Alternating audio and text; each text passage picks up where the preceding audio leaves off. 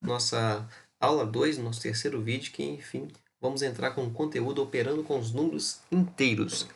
Agora que já vimos algumas situações nas quais observamos a presença dos números inteiros, precisamos aprender e operar com esses números. Então, nesta aula, antes de resolvermos problemas envolvendo as operações com os inteiros, vamos fazer uma revisão de como realizar essas operações.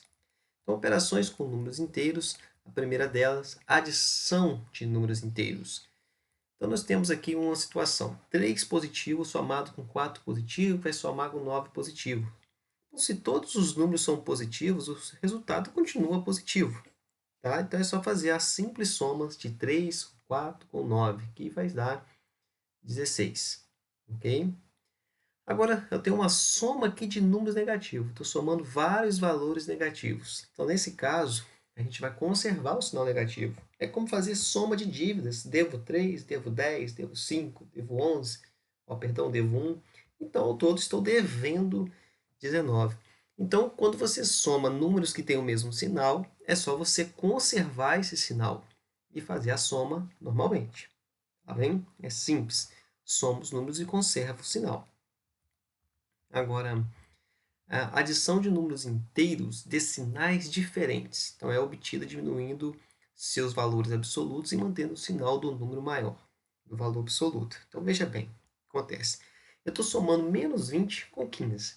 E você pensa, eu devo 20 e tenho 15. Então, qual o raciocínio lógico? Os 15 reais que eu tenho não vai cobrir minha dívida. Vai faltar 5 reais para cobrir essa dívida. Então, essa falta 5 a gente vai representar como menos 5. Tá? Então, se os números têm sinais contrários, como a gente faz? Na verdade, faz a diferença entre eles. Diminui um do outro. E dá o sinal daquele que tem maior valor absoluto. O valor absoluto de menos 20 é 20. O valor absoluto de mais 15 é 15. Então, quem tem maior valor absoluto é o 20. É um número maior valor absoluto, cujo sinal dele é negativo. Então, você faz a diferença e preserva o sinal do número de maior valor absoluto. Alguns dizem assim, diminui e dá o sinal do maior. Na linguagem mais simples, diminui e dá o sinal do maior. Outro exemplo, mais 30 somado com menos 25. Veja bem, também são somando aqui números com sinais contrários.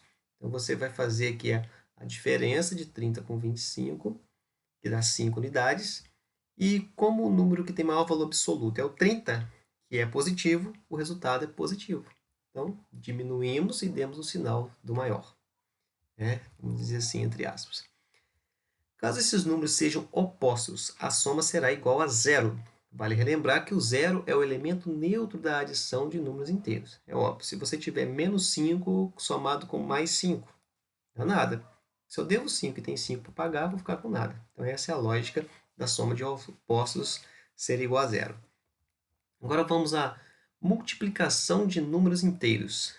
Em qualquer multiplicação de números inteiros diferentes de zero, temos o produto de dois números de mesmo sinal, um número positivo.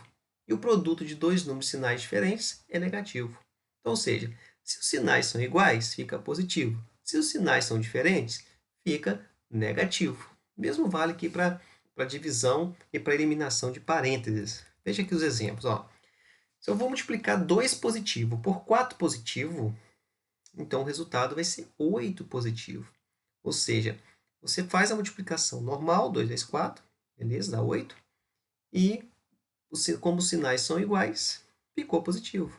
Aquela história, mais com mais, mais. Ok?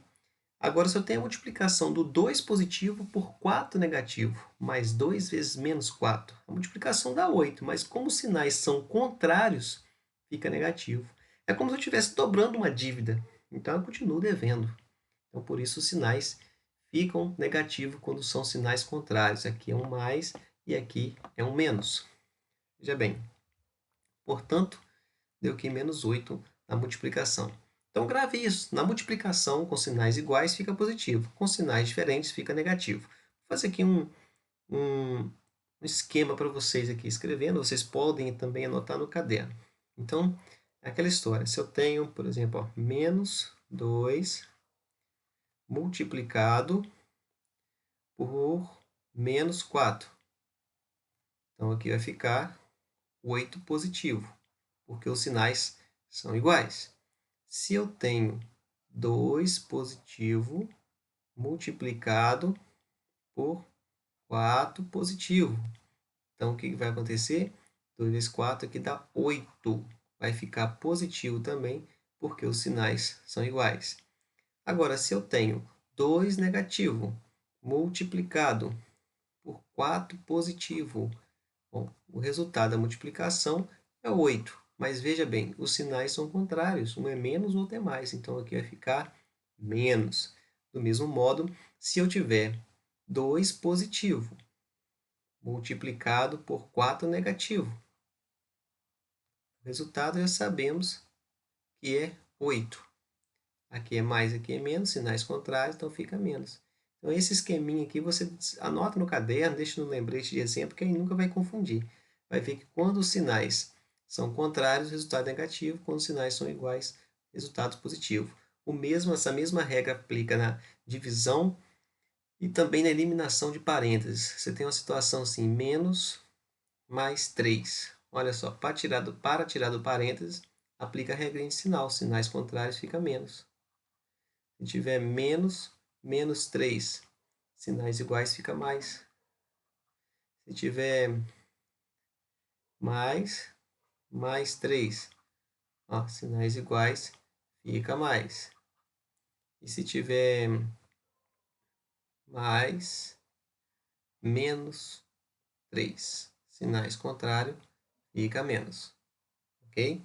Vamos retornar lá ao conteúdo. No próximo vídeo eu vou falar para vocês, então, da divisão de números inteiros. Até lá!